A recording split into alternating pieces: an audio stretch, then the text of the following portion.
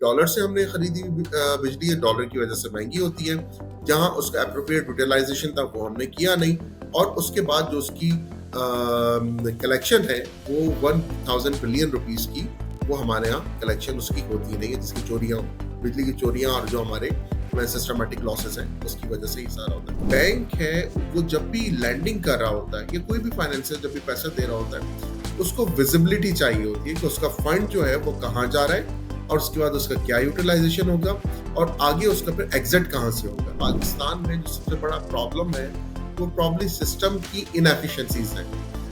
System is probably very inefficient. तो उस inefficiency पे अब कोई भी आप गवर्निंग बॉडी उसके ऊपर बिठा दें, उसको चलाना आप ये मतलब कि वो परफेक्ट फॉर्म में चल जाएगा या नियर परफेक्ट फॉर्म में चल जाएगा, वो काफी चैलेंजिंग टास्क है। यहाँ क्या चैलेंजेस आ जाते हैं कि जहाँ कहीं आपकी रुपी पे, लोकल करेंसी पे प्रेशर पड़ा, तो आपकी कॉस्ट जो है वो एकदम से शूट अप करता है। टेक्सटाइल ने अब जो रीसेंट ट्रेंड्स हैं, टेक्सटाइल में रिकवरी आना शुरू हो गई है। डी रेगुलेशन के बाद फार्मा में मुझे लगता है कि अब जो आपके पास फार्मा के रिजल्ट्स आएंगे वो काफी अच्छे आने चाहिए। प्रॉबली लाइटर नोट पे अगर मैं आपसे कहूँ कि प्रॉब्ली शायद ना दूर की नज़र काफ़ी कमज़ोर होती है हमारी। हम 10-15 साल, 20 साल, 25 साल वाली चीज़ को हम देखना ही नहीं चाह रहे।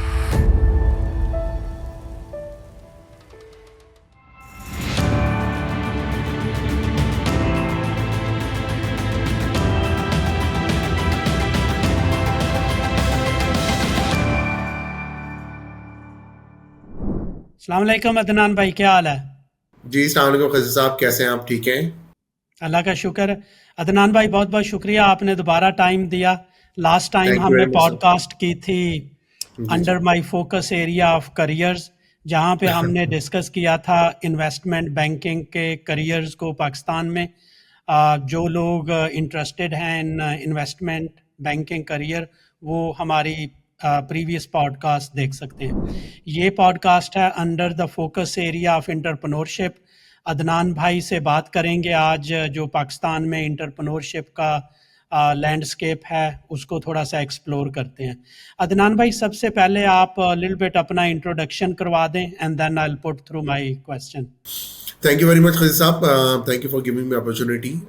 मैं एक दफ़ा फिर आपसे बात हो रही है, एंड आई मस्ट अप्रिशिएट कि आप जो जिस नोबल कॉज को लेके चल रहे हैं, लोगों को अपने, स्पेशली अपने रिटेल इन्वेस्टर्स को एजुकेट करना, ये बहुत अच्छा, बहुत नोबल कॉज है, and I must appreciate you. Sir, मेरा इंट्रोडक्शन आपने पूछा, नाम ज़ाहिर है कि अदनान नकवी मेरा नाम है। मेरा तकरीबन कोई नियरली 21 ईयर्स मेरा कॉर्पोरेट फाइनेंस एक्सपीरियंस है। और इस वक्त मैं पाक ब्रुनाई इन्वेस्टमेंट कंपनी में group head CIBG corporate and investment banking के तौर पे मैं अपने फ़राइज़ अंजाम दे रहा हूँ। और ऑल द वे मेरा करियर कॉर्पोरेट फाइनेंस में ही रहा है, जिसमें investment banking, advisory, corporate banking, distress asset financing, revival financing, structured finance और मुख्तलिफ प्राइवेटाइजेशन और इस तरह की मुख्तलिफ ट्रांजेक्शन्स पे मैंने काम किया हुआ है। अदनान भाई, आप पाक बरुनाई में काम करते हैं। पाकिस्तान में पाक कुवैत भी है, पाक अरब भी है। हमें एक्सप्लेन करें कि इन इन्वेस्टमेंट कंपनीज का रोल क्या होता है किसी भी कंट्री में। How they help the local businesses, how they help the local economy. Sir देखिए, ये जो जितने भी ये there are 7 joint ventures in Pakistan. Government of Pakistan के 7 गवर्नमेंट्स के साथ जॉइंट वेंचर्स हैं। पाक ब्रुनाई है, कुवैत है, लिबिया है, ओमान है, ईरान है, चाइना है, सपीको which with government of Pakistan and government of Brunei. So इस तरह की 7 कंपनीज हैं जिस जो DFI स्ट्रक्चर्ड पे हैं और एज अ बैंकिंग कंपनी है ये ऑपरेट होती हैं। DFI means development financial institution, और जिस तरह इनके नाम से जाहिर है कि हमारा जो मेन फोकस होता है, हमारा मैंडेट होता है, वो एक डेवलपमेंट फाइनेंस होता है। उन एरियाज में फंडिंग करना कि जहाँ पे इकोनॉमिक वायबल, कमर्शियली वायबल हो, और उस पर इकोनॉमिक प्रोस्पेरिटी आ सके, जॉब क्रिएशन, इकोनॉमिक ग्रोथ जहाँ पे आ सके। प्रोजेक्ट फाइनेंसिंग पे बहुत ज़्यादा फोकस रखने की कोशिश कर रहे होते हैं कि जहाँ कहीं पॉसिबल हो सके प्रोजेक्ट फाइनेंसिंग करें, और स्पेशली उन सेगमेंट्स को जाके फंड करें कि जहाँ पे कमर्शियल बैंक या दूसरी normal conventional source of funding जो है वहाँ पे अवेलेबल नहीं है। Brunei भी is one of the DFIs or one of the best performing DFIs in Pakistan. Adnan भाई, पाकिस्तान में बहुत सारे जो एंटरप्रेन्योर्स हैं वो फंडिंग की कंप्लेंट करते हैं, क्योंकि आपको भी पता है जो हमारे कन्वेंशनल बैंक्स हैं वो इतना लोन नहीं देते आम लोगों को। सो और कौन सी ऑप्शंस अवेलेबल हैं? अगर हम वेस्टर्न कंट्रीज़ को देखें, वहाँ प्राइवेट इक्विटीज़ होती हैं और बहुत सारी अदर ऑप्शंस होती हैं। पाकिस्तान में सम टाइम गवर्नमेंट्स कुछ प्रोग्राम्स निकालती हैं, बट ओवरऑल पाकिस्तान में कौन से ऐसे रिसोर्सेज हैं फंडिंग के जो कि एंटरप्रेन्योर्स यूज़ कर सकते हैं? सर देखिए, पहले तो इस बात को समझ लेते हैं कि पाकिस्तान में जो कन्वेंशनल सोर्स ऑफ फंडिंग है, जैसे बैंकिंग फंड्स कहते हैं, वो ज्यादातर या किन लोगों को इजीली एक्सेसिबल है, और ताकि हमें ये समझ में आ जाए कि उसकी वजूहत क्या है और जहाँ पे उसकी इनएक्सेसिबिलिटी है वो किस वजह से है उसमें। देखिए सर, अगर आप बैंकिंग सेक्टर, मेरे पास कोई नंबर तो नहीं है, but I am reasonably assured कि ओवरवेलमिंग पार्ट वो मीन्स कि कोई 70-80% जो प्राइवेट क्रेडिट पोर्टफोलियो होगा बैंकिंग सेक्टर का, अगर उनके सारे कस्टमर्स को आपने को सम अप भी कर लें, तो कस्टमर तकरीबन कोई 350-400, maximum 500, I am very reasonably sure कि नॉट मोर देन 500 कस्टमर्स होंगे। और हार्डली मेरे ख्याल है कि कोई 7 to 8 सेक्टर से बिलोंग करते होंगे। There is a textile, there is power, there is cement, there is fertiliser, food है, इसके अलावा फार्मास्यूटिकल है। ये कुछ 7-8 सेक्टर्स है, स्टील है, ये कुछ 7-8 सेक्टर्स है जिसपे ये सारे कस्टमर्स हैं, जो कि 300 to 500 से ज्यादा कस्टमर्स नहीं होंगे। अच्छा, सवाल ये है कि इनको क्यों मिलता है, और जो पूरी इतनी बड़ी सारी मार्केट का पाए है उसको क्यों नहीं मिलता, और सब जो वॉल्यूम का चंक है वो फ्यू कस्टमर्स को क्यों चला जाता है। देखिए सर, जो बैंक है वो जब भी लैंडिंग कर रहा होता है या कोई भी फाइनेंसर जब भी पैसा दे रहा होता है, उसको विजिबिलिटी चाहिए होती है कि उसका फंड जो है वो कहाँ जा रहा है, और उसके बाद उसका क्या यूटिलाइजेशन होगा, और आगे उसका फिर एग्जिट कहाँ से होगा। तो इसकी पूरी विजिबिलिटी चाहिए होती है। वन वर्ड में अगर मैं सारी बातों को कहूं तो ये सारी बातें कहलाती है इसकी बैंकेबिलिटी। आपको अपनी प्रोजेक्ट की वायबिलिटी, उसकी बैंकेबिलिटी बनानी पड़ती है अपने कन्वेंशनल सोर्स ऑफ फंडिंग की फंड्स लेने के लिए। देन बैंकों के बाद, बैंकेबिलिटी के बाद, बैंक जो है वो अपना टेकआउट के लिए देख रहे होते हैं किसी इवेंचुअलिटी वाले केस में। फिर वो देखते हैं कि आपका टेकआउट कहाँ पर होगा, एंड वहां पे फिर आता है आपका फॉल बैक मैकेनिज्म आता है, जिसमें आपका जाहिर है कि कल को कोई इवेंचुअलिटी हो जाए, कल को पैसे आपको टेकआउट के लिए आपको किसी रिकोर्स पे जाना पड़े, तो फिर आपका लीगल सिस्टम किस तरह से है। अब अनफॉर्चुनेटली पाकिस्तान में लीगल सिस्टम पे या कुछ फॉल बैक मैकेनिज्म पे बहुत ज्यादा लोग रिलाय अपनी को प्लेस नहीं करते। यानी ऐसा नहीं है कि जी ठीक है, आपके ऑप्शन 1 से नहीं आया तो ऑप्शन 2 से आ जाए, ऑप्शन 2 से नहीं आया तो जी आप किसी इवेंचुअल केस में जब कोर्ट में जाएंगे तो कोर्ट आपको 6 महीने में रिकवरी करवा के दे देगी। अनफॉर्चुनेटली पाकिस्तान में उस वाले ऑप्शंस को बहुत ज्यादा कंसीडर या बहुत ज्यादा इंकरेज नहीं किया जा रहा होता, बिकॉज वी ऑल नो कि उसमें रीजन, उसमें ट्रस्ट फैक्टर के काफी इश्यूज है। तो अगर जब वो चीज खत्म हो गई, वो ऑप्शन आपके पास अवेलेबल नहीं है, तो फिर सिर्फ सारा फोकस हो जाता है कि प्रोजेक्ट की अपनी बैंकेबिलिटी पे आ जाता है। अच्छा, इसके अलावा पाकिस्तान में प्राइवेट इक्विटी फंड्स भी कुछ आए हैं, कुछ पहले आए थे और काफी काम किया, और थोड़ा बहुत काम किया उन्होंने, फिर बंद हो गए। अभी आजकल भी कुछ प्राइवेट इक्विटी फंड्स हैं जो कि अवेलेबल हैं यहाँ पे, और कुछ फंडिंग कर रहे हैं। इसके अलावा कुछ बैंक्स की भी अपनी इक्विटी डेस्क काफी एक्टिवली प्रोजेक्ट्स को देख रही होती है। इसके अलावा वेंचर कैपिटल फंड्स भी अवेलेबल हैं। ये तो सारा हो गया फॉर्मल सेक्टर की फंडिंग अवेलेबल। इनफॉर्मल सेक्टर की भी फंडिंग पाकिस्तान में, या प्राइवेट जो मनी लैंडर्स हैं या आपका मार्केट क्रेडिट है, वो फंडिंग भी अवेलेबल होती है। लेकिन मैं किसी भी सूरत जो हमारे सुनने वाले हैं, देखने वाले हैं, मैं उसमें से किसी को भी इसकी रिकमेंडेशन मैं बिल्कुल नहीं करूंगा कि आप किसी इनफॉर्मल सेक्टर की तरफ जाए। आपने जो भी फंडिंग सोर्स करना है वो फॉर्मल सेक्टर में करना है।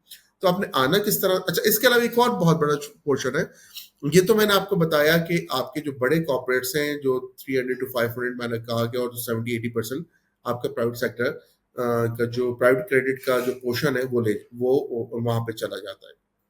इसके अलावा जो है वो माइक्रो और एसएमई सेगमेंट्स हैं, जिसके ऊपर गवर्नमेंट और स्टेट बैंक बहुत ज़्यादा फोकस कर रहा होता है और उसको बड़ा इंकरेज कर रहा होता है फाइनेंशियल इंस्टीट्यूशंस को भी कि उन सेगमेंट्स को आप फंड करें। वहाँ पे बहुत डाइवर्सिटी होती है, वहाँ पे स्टार्टअप्स के लिए भी फंडिंग अवेलेबल हो जाती है, वहाँ पे बहुत सारे ऐसे सेगमेंट और ऐसे बोरो प्रोफाइल्स के लिए के लिए फंडिंग अवेलेबल हो जाती है कि जो जहाँ पे आम बैंकों की कॉर्पोरेट डेस्क जो है उसको फंड नहीं कर रहे होते। इसके अलावा एक और मैं आपको बड़ा इंटरेस्टिंग बात बताऊं कि स्टेट बैंक की पहले सब्सिडाइज लाइंस होती थी, जो कि अभी जो रिसेंट हमारी मॉनेटरी और फिस्कल टाइटनिंग हुई है उसमें वो सब्सिडाइज लाइन को स्टेट बैंक ने खत्म कर, काफी सारों को तो खत्म कर दिया है, और जो इस वक्त मार्केट में आउटस्टैंडिंग अवेलेबल है उसको ग्रेजुअली वो रिड्यूस कर रहे हैं और उसको फेज आउट करने का प्लान स्टेट बैंक ने ऑलरेडी दे दिया है। हाउएवर फॉर एसएमईज ये सब्सिडाइज लाइंस अभी भी अवेलेबल है और आज स्टेट बैंक उन सबको इनकरेज कर रहा है कि आप आए और इन लाइंस को ले लें। तो सब्सिडाइज लाइन स्टेट बैंक की भी कि इन नए न्यू एंट्रेंट्स के लिए अवेलेबल है, अगर एक अपना बैंकेबल प्रपोजल बना के ये फाइनेंशियल इंस्टीट्यूशंस के पास जाएं तो बिल्कुल इनको मिल सकता है। पाकिस्तान में जो एनर्जी के मसाइल हैं, इलेक्ट्रिसिटी जो है ये काफ़ी कास्टली है। हम सुनते रहते हैं कि जो हमारे मैन्युफैक्चरर्स हैं ये जब एक्सपोर्ट करते हैं तो compete नहीं कर पाते in pricing due to higher cost of energy. So एक तो एनर्जी का इशू है और दूसरा जो इंफ्रास्ट्रक्चर्स के भी इशू हैं, जैसा कि अभी इंटरनेट वगैरह को स्लो किया जाता है या बहुत सारी शिकायतें मिलती हैं। तो आपके ख्याल में हमारा जो मैन्युफैक्चरिंग का सेक्टर है, टेक का सेक्टर है, इनको ये एनर्जी और इंफ्रास्ट्रक्चर के जो मसाइल हैं ये किस तरह हर्ट कर रहे हैं? देखिए सर, जो एनर्जी कॉस्ट है, एनर्जी कॉस्ट का तो सबसे बड़ी दो तीन बातें जो समझने की जरूरत है कि एनर्जी का जो सारा इंफ्रास्ट्रक्चर जो वट एवर इंफ्रास्ट्रक्चर हमारा अवेलेबल है वो अच्छा है बुरा है, उससे वो लगना चाहिए था नहीं लगना चाहिए था, विदाउट गोइंग इनटू डिबेट, वो इस वक्त हमारा टॉपिक नहीं है। उसमें हम बहुत सारी डिबेट्स कर सकते हैं, आर्ग्यूमेंट काउंटर आर्ग्यूमेंट्स दे सकते हैं। लेकिन जो कुछ भी एनर्जी हमारे यहाँ लगी हुई है और उसका जो रॉ मटेरियल यानी उसकी ऑपरेशनल कॉस्ट है वो ज्यादातर डॉलर बेस्ड है। तो जब कभी भी डॉलर इंक्रीज होगा तो ऑटोमेटिकली एनर्जी की कॉस्ट वहां से बढ़ जाएगी। अच्छा, एक नंबर वन।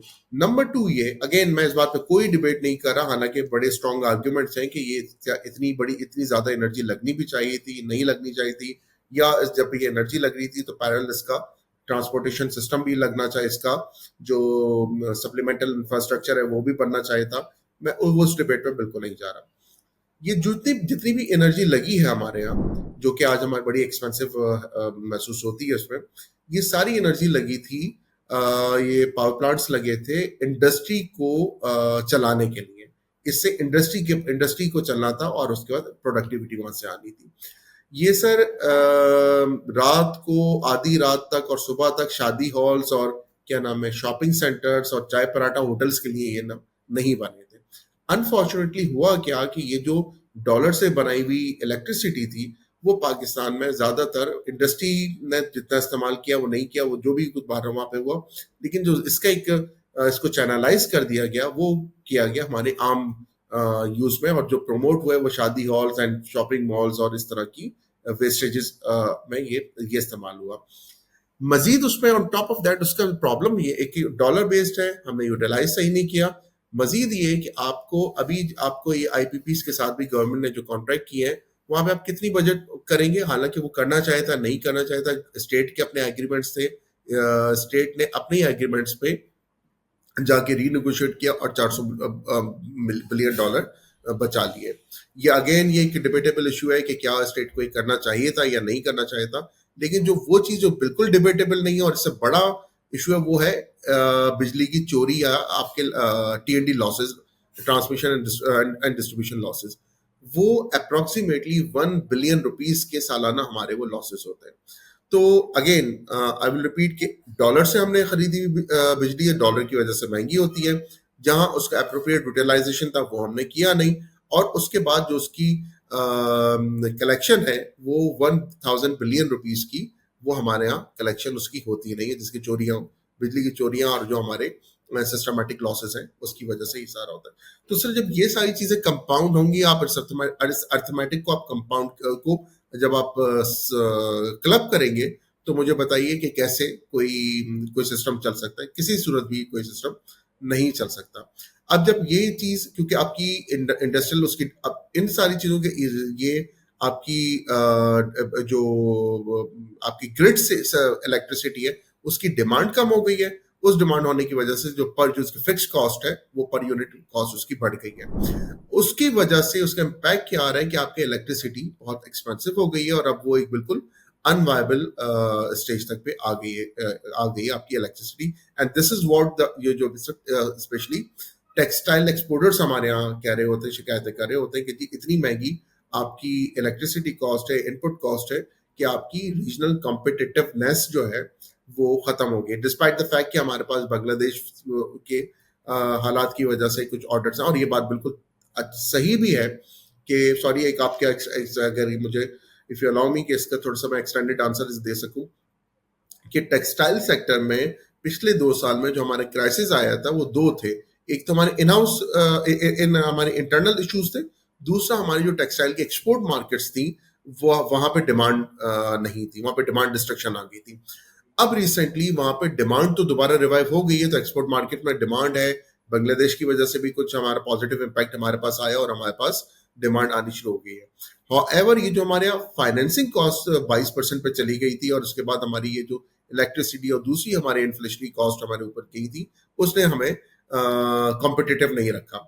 हाउएवर पॉजिटिव चीज ये है कि ये आहिस्ता आहिस्ता हमारा फाइनेंसिंग कॉस्ट नीचे आ गई है। एक्सपेक्टेड है कि इस साल मजीद कुछ इस सेंट्रल बैंक इसमें मजीद फाइनेंसिंग कॉस्ट को रिड्यूस करेगा, तो हो सकता है कि अभी आपका थोड़ी कॉम्पिटिटिवनेस दोबारा आनी शुरू हो। एंड प्लस आपकी जो ऑर्डर साइड भी है वो भी थोड़ी सी इंप्रूव होना शुरू हो गई है।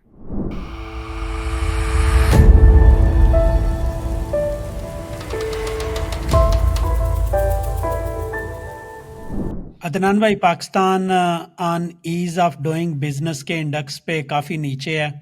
बहुत सारी गवर्नमेंट्स आती हैं, दावे भी करती हैं, कोशिश करती हैं कि हम इसको बेहतर करेंगे। अभी अगर देखें तो SIFC का जो एक रीज़न थी बनने की, उसमें ईज़ ऑफ डूइंग बिजनेस भी थी कि वन विंडो ऑपरेशन होगा। लेकिन फिर भी बहुत सारे मसाइल हैं, ब्यूरोक्रेटिक कम्प्लेक्सिटीज़ हैं और रेगुलेटरी जो इन्वायरमेंट है वो काफ़ी टाइट है।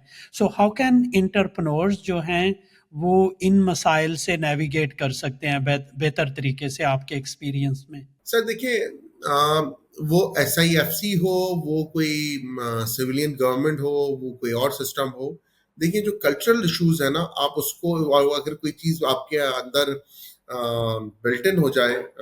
देखिए हमारा एक और चीज हमारा बताऊं, पाकिस्तान में जो सबसे बड़ा प्रॉब्लम है वो प्रॉब्ली सिस्टम की इनएफिशिएंसीज है। System is probably very inefficient. तो उस इनएफिशिएंसी पे अब कोई भी उसको कोई भी आप गवर्निंग बॉडी उसके ऊपर बिठा दें, उसको चलाना आप ये सुन कि वो परफेक्ट फॉर्म में चल जाएगा या नियर परफेक्ट फॉर्म में भी चल जाएगी, वो काफी चैलेंजिंग टास्क है, इतना आसान वाला वो टास्क नहीं है। लेकिन फिर भी चले, इस पे काम हो रहा है, लोग कर रहे हैं काम। उसके मेरा अपना सजेशन ये होगा कि जो लोग इसमें आना चाह रहे हैं और उस पर अपनी ब्यूरोक्रेटिक हर्डल्स हैं या दूसरी चीजें पे करना चाहते हैं, देखिए पहली बात तो ये कि गिवन सिचुएशन है, पहले इस बात को जरा समझ लीजिए कि ये सिस्टमैटिक इनएफिशिएंसीज ही हैं जिसकी वजह से पाकिस्तान, इसका एक पॉजिटिव एक अदर साइड ये भी है कि पाकिस्तान में अगर आपको बिजनेस में अच्छे मार्जिन मिलते हैं तो उसकी वजह ये सिस्टमैटिक इनएफिशिएंसीज ही है। इन सिस्टमैटिक इनएफिशिएंसीज में जो लोग अच्छा परफॉर्म कर रहे होते हैं वो अच्छे मार्जिन भी कमा रहे होते हैं, जो कि एफिशिएंटली काम कर रहे होते हैं। तो अगर क्या नाम है कोई सिस्टम जिसमें ये इनएफिशिएंसीज नहीं हो, तो वहां पे शायद इतने अच्छे मार्जिन भी हो। एंड बाय मेरे इस आंसर से बिल्कुल ये नहीं समझिएगा कि मैं इन इनएफिशिएंसीज के लिए कोई गुंजाइश क्रिएट कर रहा हूँ कि हाँ जी इनएफिशिएंसी तो होना चाहिए, इनको बिल्कुल नहीं होना चाहिए। ये इसकी कॉस्ट ज्यादा आती है, इसके बेनिफिट्स बिल्कुल नहीं है। लेकिन बहरहाल इन इनएफिशिएंसीज की वजह से बिजनेसेस को अपने मार्जिन भी मिल जाते हैं। सेकेंडली ये कि सर ये कि ना गिवन सिचुएशन है, तो इसमें जो लोग भी आके काम करने चाहे, मैं उन्हें ये कहूंगा कि आप अपने प्रोफेशनल और अच्छे कंसल्टेंट्स ना हायर कीजिए जिनको सिस्टम्स का पता हो, जिनको प्रोसीजर्स का पता हो, जिसको उसकी उसकी उसकी बुक्स का पता हो, उसकी एकेडमिक्स का पता हो, जिनको पता हो कि पूरा सिस्टम, उसके लॉ, उसके स्टैट्यूटरी लॉज और उससे रिलेटेड दूसरी जो चीज़ें हैं वो किस तरह से कैसे परफॉर्म करती हैं, आप उनके थ्रू अपने जो भी आपने ब्यूरोक्रेटिक हर्डल से दूसरी रेगुलेटरी चीज़ें आ रही हैं आप उनको ओवरकम कर सकते हैं। अदनान भाई, हम बहुत ज़्यादा सुनते हैं कि पाकिस्तान जो है एक इम्पोर्ट लेड इकॉनमी बन के रह गया है। अम, हमारी एक्सपोर्ट्स जो हैं वो कम हैं इंपोर्ट से। सो पाकिस्तान क्यों फेल हो रहा है मसलसल अपने मैन्युफैक्चरिंग को प्रमोट करने में, एक्सपोर्ट्स को बढ़ाने में? अम, इसके कोर इशू क्या हैं? सर देखिए, एक तो दो बातें मेरे ख्याल से हैं। शायद एक तो ये कि अभी मेरी शायद हमारे अभी डिस्कशन में शुरू में भी हमने बात की थी, आई थिंक कि हमारे यहाँ प्राइमरी रॉ मटेरियल अवेलेबल नहीं है, इंडिजिनस रॉ मटेरियल अवेलेबल नहीं प्राइमरी लेवल का। सो देखिए, जहाँ पे हमारे पास एग्रीकल्चर में या हमारे पास रूरल इकोनॉमी या लाइव स्टॉक पोल्ट्री वगैरह में जहाँ हमारे पास primary indigenous raw material available है, वहाँ तो हम परफॉर्म कर लेते हैं। लेकिन जहां नहीं है वहां पर क्या चैलेंजेस आ जाते हैं। फॉर एग्जांपल आप ऑटो सेक्टर ले लीजिए, आप स्टील सेक्टर ले लीजिए, या इससे रिलेटेड इंजीनियरिंग साइड ले लें, इसमें आपका कंज्यूमर अप्लायंसेस वगैरह को ले लें। यहाँ क्या चैलेंजेस आ जाते हैं कि जहां कहीं आपकी रुपी पे, लोकल करेंसी पे प्रेशर पड़ा, तो आपकी कॉस्ट जो है वो एकदम से शूट अप कर जाती है। अच्छा, अगर वो क्या नाम है वो प्रेशर बढ़ते बढ़ते ज्यादा हो जाता है, तो फिर आपका डिमांड डिस्ट्रक्शन आना शुरू हो जाता है, आपका फुटफॉल्स गिरने शुरू हो जाते हैं, जो कि अभी पीछे ये आपके रिसेंटली 2 साल में आपने एक्सपीरियंस किया। जिस वक्त ये क्राइसिस शुरू हुआ था, तो उस वक्त करेंसी की डेप्रिसिएशन हुई थी, कॉस्ट प्रेशर बहुत आए थे, लेकिन डिमांड डिस्ट्रक्शन को आने में थोड़ा सा टाइम लगा है। लेकिन एक इवेंचुअली वो स्टेज आई कि जिसके बाद डिमांड डिस्ट्रक्शन आने शुरू हो गए। ऑटो सेक्टर, ये बल्कि बड़े रिपोर्टेड नंबर्स हैं, आप ना ऑटो सेक्टर के नंबर्स उठा के देख लीजिए, आप क्या नाम है भाई, फ्रिज, एसीज, वॉशिंग मशीन, के जो कंज्यूमर अप्लायंसेस हैं, आप इनके नंबर्स देख लीजिए। आप स्टील सेक्टर को देख लीजिए, स्टील सेक्टर पे आपका, स्टील सेक्टर के दूसरे भी बहुत सारे और भी इश्यूज हैं, बट एक वजह ये भी है कि आपका एनर्जी चाहिए होती है स्टील सेक्टर को, जिसकी कॉस्ट बढ़ गई थी, आपके डॉलर इम्पोर्टेड होता है, आपकी उसकी कॉस्ट बढ़ गई थी, तो उसकी वजह से आपके कपड़े कॉस्ट प्रेशर्स की वजह से ये डिमांड रिस्ट्रिक्शंस आनी शुरू हो गई थी। तो इसीलिए आपको अब आप उसमें होता ही है कि फिर आपको अपना करेंसी स्टेबल रहनी चाहिए, इन्फ्लेशन आपके स्टेबल रहना चाहिए, आपकी फाइनेंसिंग कॉस्ट आपके स्टेबल रहने चाहिए बहुत अरसे तक, ताकि वो जरा पाकिस्तान में काफ़ी चैलेंजिंग सिचुएशन आ जाती है इसमें। अदनान भाई, आप डिफरेंट इन्वेस्टर्स को मिलते रहते हैं फ्रॉम डिफरेंट सेक्टर्स। प्रीवियसली हमने एक फार्मा पे स्पेसेस भी की थी। सो अभी मैं चाहूँगा कि आपसे ना मुख्तसरन डिफरेंट सेक्टर्स के बारे में व्यू ले लूँ, जो कि हमारे जो इन्वेस्टर्स हैं स्टॉक मार्केट में उनके भी काम आ सके, कि जो डिफरेंट सेक्टर्स हैं, फॉर एग्जांपल टेक्सटाइल है, पावर है, स्टील या फार्मा है, उनके बारे में आपका क्या व्यू? अगर हम टेक्सटाइल सेक्टर से स्टार्ट करें, सो इनके चैलेंजेस क्या हैं? आज इंटरलूप बहुत अच्छी कंपनी है पाकिस्तान की, एक्सपोर्ट में भी एक नाम है पाकिस्तान में उनका, लेकिन उनके भी नंबर्स जो आज आए हैं वो कोई अच्छे नहीं आए। सो क्या चैलेंजेस हैं जो टेक्सटाइल सेक्टर फेस कर रहा है? अच्छा सर, देखिए मैं आपको एक बात बताऊं, मैं एक तो ये कि मैं ज़ाहिर है इन सेक्टर्स को भी हम डिस्कस करते हैं, लेकिन मैं थोड़ा सा एक मैं डिस्क्लेमर दे दूं कि I am not an equity research analyst, तो मैं इस स्क्रिप्ट रिलेटेड या स्पेसिफिक, तो ज़ाहिर है मैं कोई किसी पर डिबेट नहीं कर, कोई आर्गुमेंट नहीं दे सकता, ना किसी को एडवाइस दे सकता। हाउएवर इसको हम इन सेक्टर को हम ज़रूर डिस्कस कर सकते हैं कि इसमें क्या चैलेंजेस आ रहे हैं इसमें। देखिए सर, जैसे अब आपने ना इंटरलूप का नाम लिया, उसके नंबर्स वगैरह आपने, हो सकता है कि एक्सपेक्टेशंस के मुताबिक ये वाले ना हो, लेकिन आपने लॉन्गर पिक्चर को देखिए। लॉन्गर पिक्चर क्या है? इंटरलूप पाकिस्तान में one of the leading textile company है, और मैं आपको बताऊं कि इस सिचुएशन में भी, कि जिस वक्त क्या नाम है नई इन्वेस्टमेंट्स वगैरह आना बिल्कुल बंद हो गई थी, इंटरलूप इस सिचुएशन में भी अपना नया प्लांट जो है वो अपना नया यूनिट लगाने जा रहा है इस पे, और बहुत ही फाइन प्राइसिंग पे उसने अपनी फाइनेंसिंग रेस की है उस नए यूनिट के लिए, जो बड़ी कमेंडेबल है उसके लिए था। अच्छा देखिए सर, आप इसमें आप अगर इसमें जाएं, इसके टेक्सटाइल की पहले हम बात कर लें। टेक्सटाइल के जैसे अभी थोड़ी देर पहले भी मैंने आपको जब मैन्युफैक्चरिंग सेक्टर प्रॉब्ली शायद हम डिस्कस कर रहे थे, तो मैंने आपसे कहा था कि टेक्सटाइल में हुआ ये था कि उसकी जो क्योंकि इंटरनेशनल रिसेशन चल रहा था, तो उसकी जो एक्सपोर्ट मार्केट्स हैं वहां पर भी डिमांड डिस्ट्रक्शन आई थी, प्लस इंटरनली कॉस्ट प्रेशर्स आ गए थे, तो टेक्सटाइल दोनों तरफ से मारा जा रहा था। एंड यहाँ पे उन कॉस्ट प्रेशर के ऊपर इंटरनली एक और काम ये हुआ था कि मॉनेटरी टाइटनिंग शुरू हो गई थी, और उनकी सब्सिडाइज लाइंस वगैरह थी वो सारी वो उसको डिस्करेज किया गया था हमारे मॉनेटरी टाइटनिंग की वजह से। तो इसकी वजह से टेक्सटाइल को काफी टफ टाइम देखना पड़ा था। हाउएवर टेक्सटाइल ने अब जो रीसेंट ट्रेंड्स हैं टेक्सटाइल में रिकवरी आना शुरू हो गई है। जो अच्छी कंपनीज हैं वहां पे उन्होंने सस्टेन किया है, इस टाइम पीरियड को गुजारा है, और अब वहां पे रिकवरीज वगैरह आपको टेक्सटाइल में नजर आनी शुरू हो जाएगी। अदनान भाई, पावर सेक्टर के बारे में आपका क्या व्यू है? गवर्नमेंट ने अभी आईपीपीज के कॉन्ट्रैक्ट्स भी कैंसिल किए हैं। उसमें आल्दो हम बात नहीं करेंगे कंपनी के बारे में, किसी भी पर्टिकुलर कंपनी के बारे में, लेकिन अगर देखें तो वहाँ भी काफ़ी एक नेगेटिव सेंटीमेंट जो है प्रिवेल कर रहा है इस सेक्टर में। सो कैंसलेशन पे भी डिफरेंट लोगों की डिफरेंट राय है कि आपके ख्याल में ये किस तरह इम्पैक्ट कर रहा है इस सेक्टर को और फ्यूचर फॉरेन इन्वेस्टमेंट को? सर देखिए, कॉन्ट्रैक्ट कैंसिलेशन पे मेरा अपना व्यू ये है कि थोड़ा सा ना करते तो बेहतर था, इसमें ना इसको अवॉइड करना चाहिए था। जैसे मैंने अभी थोड़ी देर पहले भी कहा कि करने के बाद आपने क्या क्या एडवांटेज ले लिया 400 बिलियन रुपीज का। और दूसरी चीज इसके करने से एक और चीज जो कि 1000 बिलियन रुपीज की आप ड्रेन आउट हो रहा है, जिसको तो आपको हर हाल में करना चाहिए, उन चोरियों को, ट्रांसमिशन डिस्ट्रीब्यूशन लॉसेस को रोकना चाहिए।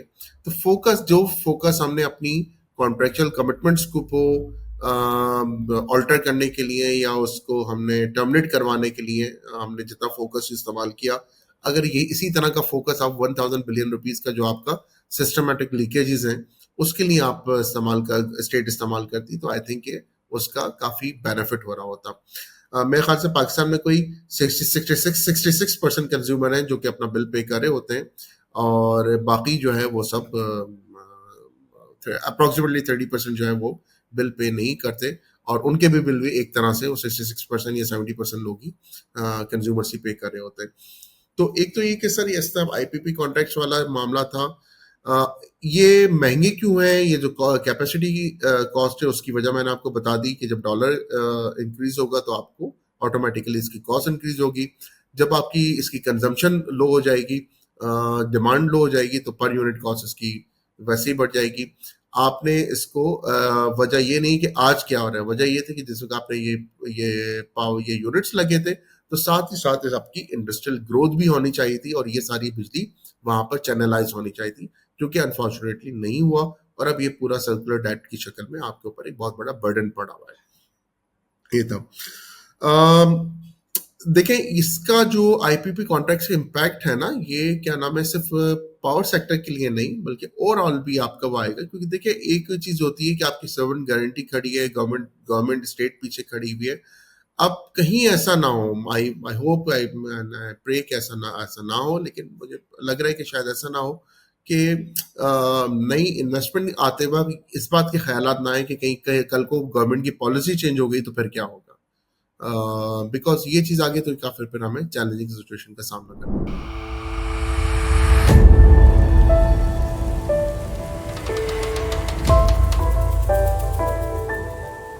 अदनान भाई, आई नो आप रिसर्च और इक्विटी रिसर्च से नहीं हैं, फिर भी आपका व्यू ले रहा हूँ क्योंकि I have been trying to bring some research analyst on this podcast, ताकि वो डिफरेंट सेक्टर्स को एनालाइज कर सकें for our retail investors.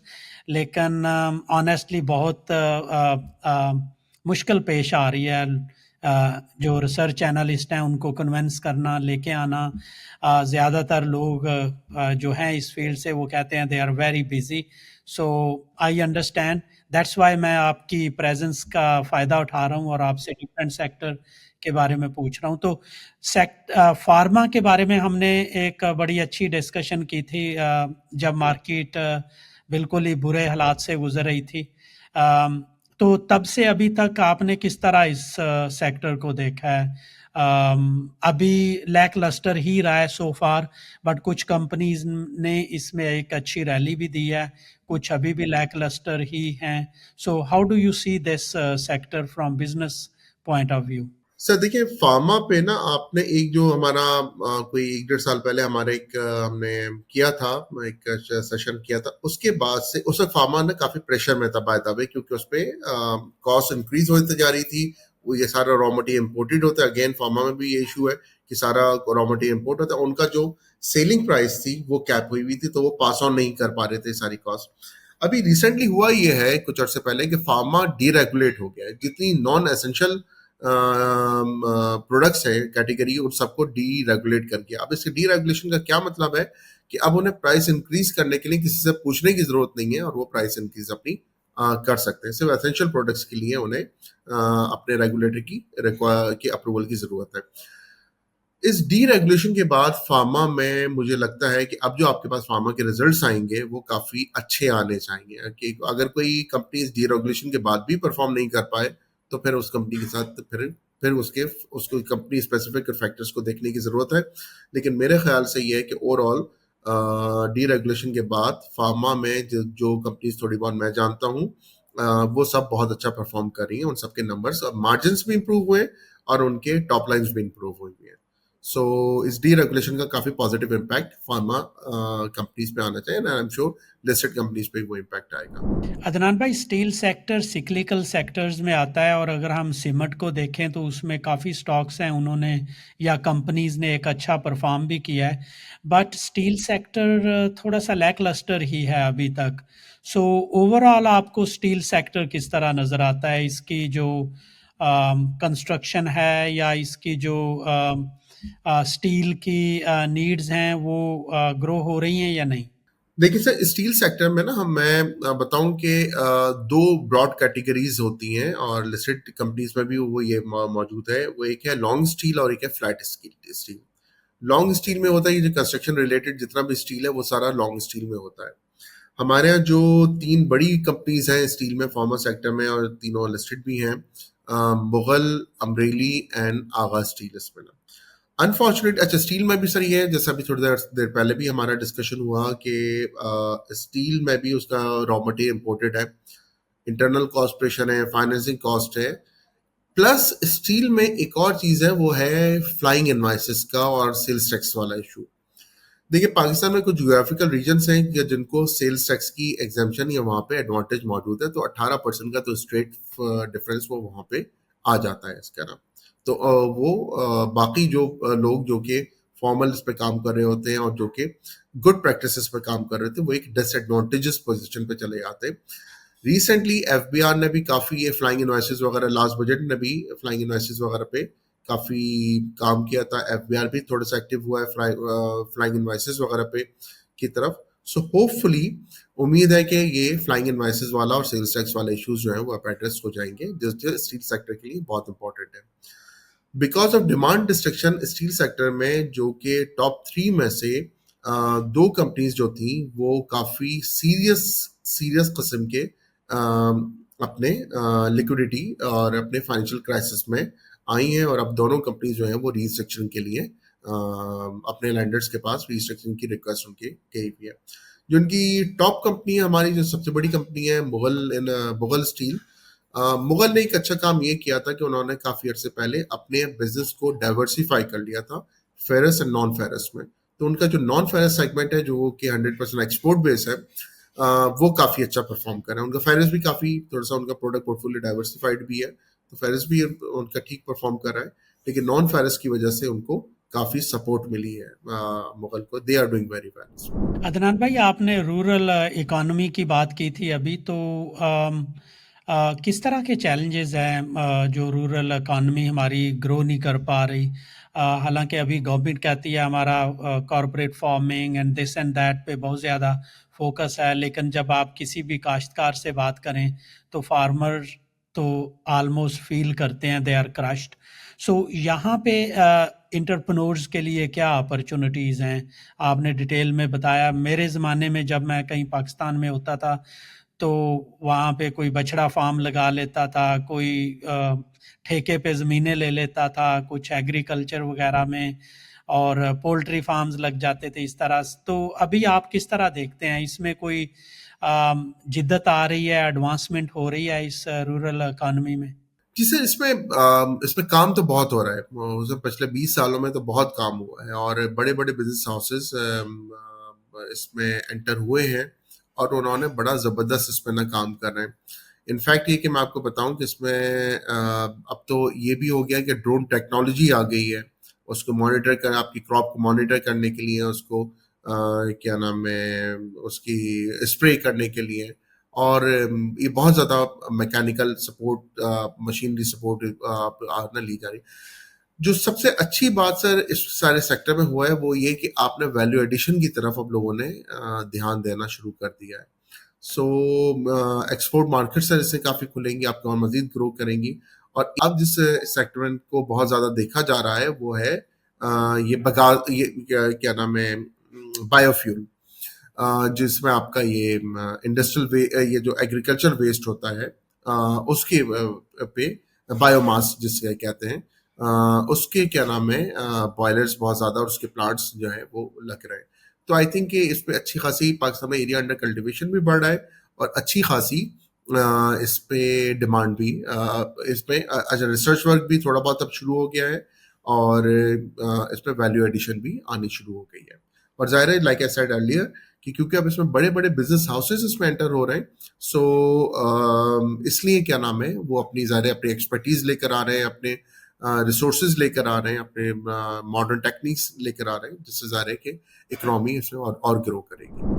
Adnan भाई, जो हमारा हेल्थ केयर का सेक्टर है, एजुकेशन है, या अदर सोशल सेक्टर्स हैं, ये भी हमेशा स्ट्रगल ही करते रहते हैं। बहुत लोग बात भी करते रहते हैं कि गवर्नमेंट इतना स्पेंड नहीं करती इन सेक्टर्स पे। तो अगर हम सऊदी अरब को देखें या यूएई को देखें, तो वो प्राइवेटाइजेशन कर रहे हैं हेल्थ केयर की, एजुकेशन सेक्टर की। सो आप अगर पाकिस्तान में देखें तो गवर्नमेंट खुद ही चला रही है, स्कूल चला रही है, कॉलेजेस, यूनिवर्सिटीज़, हॉस्पिटल्स चला रही है। अभी रिसेंटली एक न्यूज़ देख रहे थे लाहौर के हॉस्पिटल की, कि उनके पास फंडिंग ही नहीं है, पैसे ख़त्म हो गए हैं। तो आपके ख्याल में गवर्नमेंट क्यों इनको कैरी भी कर रही है और फेल भी हो रही है इनको डेवलप करने में? The quality of social services जो है वो काफ़ी, मेरे ख्याल से वो फोकस ही नहीं है। ये तो बहुत दूर की बात रह गई है कि मेरे ख्याल से उस पर आपका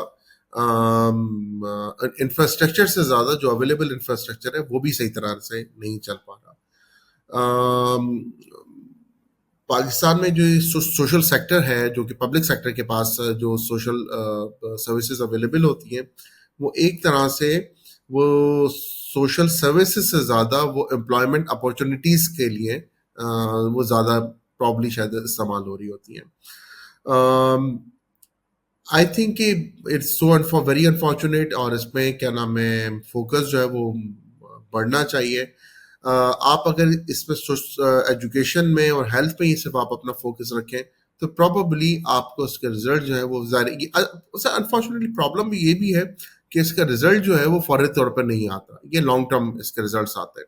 इसका रिजल्ट आता है 10-15 साल 20 साल के बाद आता है, लेकिन जब इसका रिजल्ट आएगा तो बड़ा सॉलिड आएगा। प्रॉबली लाइटर नोट पे अगर मैं आपसे कहूँ कि प्रॉब्ली शायद ना दूर की नज़र काफ़ी कमज़ोर होती है हमारी। हम 10-15 साल 20 साल 25 साल वाली चीज़ को हम देखना ही नहीं चाह रहे होते हैं, तो इसलिए इन सेक्टर्स की तरफ ध्यान भी नहीं होता। सारे का सारा फोकस होता है सब्सिडीज पे, कंसेशंस पे, और इजी क्विक रिटर्न्स पे।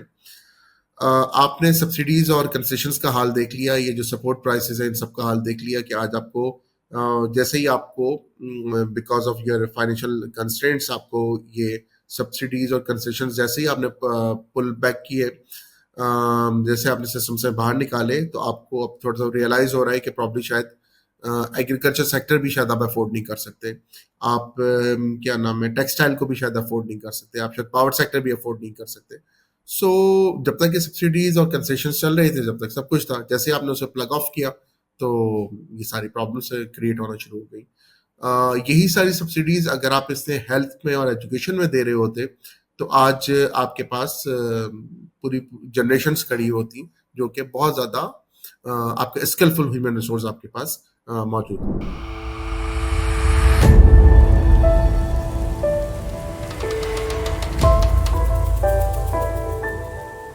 अदनान भाई, मेरे आखिरी दो क्वेश्चंस हैं, दोनों हैं about your advice, one for the government and another for entrepreneurs. So सबसे पहले आप ये बताएं कि पाकिस्तान में गवर्नमेंट किस तरह स्मॉल बिजनेसेस को या लोकल बिजनेसेस को प्रमोट कर सकती है, या जो कल्चर ऑफ एंटरप्रेन्योरशिप है इसको सपोर्ट कर सकती है। सर देखिए, एक तो मैं क्यों बैंकिंग बैकग्राउंड से हूँ, तो मैं वहीं से आपको अगर बताऊं कि आपका जो सब्सिडाइज लाइंस थी स्टेट बैंक की, वो कंटिन्यू रहनी चाहिए। वो उन सेगमेंट्स के लिए वो कंटिन्यू रहनी चाहिए, वो उसको ताकि वो इनकरेज करें। लेकिन ये ब्लैंकेट सब्सिडीज नहीं होनी चाहिए, बड़ी टारगेटेड सब्सिडीज होनी चाहिए, और आप प्रमोट करें डॉक्यूमेंटेशन ऑफ इकोनॉमी को। इसीलिए आप जिन लोगों को सब्सिडीज, देखें, डॉक्यूमेंटेशन ऑफ इकोनॉमी आप किस तरह से कर सकते हैं, इट्स नॉट डिफिकल्ट। जब डॉक्यूमेंटेशन की बात आती है तो लोग फिर प्रॉब्लम जहन में आता है कि जो आपका गरीब आदमी है, जो रेडी वाला है, जो साइकिल वाला है, जो स्कूटर वाला है, उसके लिए ये डिफिकल्ट होगा। आई थिंक इतना डिफिकल्ट भी नहीं है उस सेगमेंट के लिए भी। आपके यहाँ बेनजीर इनकम सपोर्ट प्रोग्राम होता है, आपके यहाँ जैज कैश है, आपके यहाँ ये टेलीनॉर जो माइक्रो फाइनेंस बैंक से बहुत बड़ी आबादी है जो इसके कस्टमर्स होते हैं। बहुत बड़ा सेगमेंट इसके यूजर्स का और उसके कस्टमर्स का ऐसा उन लोगों पर भी होता है जो कि कभी भी स्कूल नहीं गए, जो शायद अपना नाम भी लिखना नहीं जान रहे होते, लेकिन इनके जो आपके इनकम सपोर्ट प्रोग्राम है उसका एटीएम भी इस्तेमाल कर रहे होते हैं। वो आपका मोबाइल बैंकिंग होती है, वो वहां से आसानी से उसको ऑपरेट कर रहे होते हैं, वो अपने एंड्रॉइड फोन से को ऑपरेट कर रहे होते हैं। देखिए सर, जब भी आप इसकी डॉक्यूमेंटेशन को आप इंसेंटिवाइज करें और अनडॉक्यूमेंटेड साइट की ट्रांजैक्शंस को पेनलाइज करें, जब भी डॉक्यूमेंटेड ट्रांजैक्शन इंसेंटिवाइज करेंगे, मुझे बहुत उम्मीद है कि फिर लोग इस तरफ इनकरेज होंगे और इस डॉक्यूमेंटेशन की तरफ आना। और डॉक्यूमेंटेशन की वजह से आपकी बहुत सारे आपके मसाइल जो हैं, फाइनेंशियल टू एडमिनिस्ट्रेटिव इश्यूज आपके एंड मे बी आप your law and order issues, वो इसके एड्रेस होने चाहिए सिर्फ डॉक्यूमेंटेशन के करने से। अदनान भाई, मेरा आखिरी क्वेश्चन है अबाउट एंटरप्रेन्योर्स। अगर मेरे पास कुछ आइडियाज़ हैं या मेरे पास पैसे हैं, मैं कोई पाकिस्तान में बिजनेस करना चाहता हूँ, सो आपका क्या मशवरा होगा? क्या करना चाहिए मुझे? किस तरह मुझे इस सारे प्रोसेस से नेविगेट करना चाहिए? सर देखिए, चैलेंजेस तो हैं उसमें। आपका अगर आप किसी डेवलपमेंट इकोनॉमी में होते हैं, आपका आइडिया होता है, तो प्रॉब्लम वहाँ पे बहुत आसान होता है। लेकिन ज़ाहिर है Pakistan is not a developed economy, इसलिए यहाँ पे मार्जिन भी उस हिसाब से बहुत अच्छे मार्जिन यहाँ पे मिल रहे होते हैं और बड़े अट्रैक्टिव मार्जिन मिल रहे होते हैं। अब करना क्या चाहिए सर? आपने सारा फोकस ये होना चाहिए कि आपका जो आइडिया है वो बैंकेबल बने, वो किसी भी तरह से आप उसे बैंकेबल बनाए। जा रहे हैं कि आप कोई बहुत बड़ी अमाउंट लेके अपने जहन में लेके ना चलें। Start with small figure, start with pilot project, उसको प्रूव करें, आहिस्ता आहिस्ता अपनी क्रेडिट वर्दीनेस को अपना इनहेंस करते रहें। अपनी बैंकेबिलिटी, अपनी क्रेडिट वर्दीनेस को आप इनहेंस करेंगे, एंड उसके बाद आपको फंडिंग आसान, फंडिंग फ्लो ग्रेजुअली आना शुरू होता है, वो एकदम से आना शुरू नहीं होगा। अनफॉर्चुनेटली पाकिस्तान में रिसेंट हिस्ट्री में भी कुछ स्टार्टअप्स वगैरह ने अच्छी खासी फंडिंग रेज की थी, लेकिन वो फिर वो पे बर्न भी बहुत जल्दी होगी वो फंडिंग में सारी, तो उसकी वजह से भी काफी कंसर्न्स लोगों के जहन में आए थे। Thank you very much Adnan भाई। Thank you very much sir, thank you very much for this opportunity.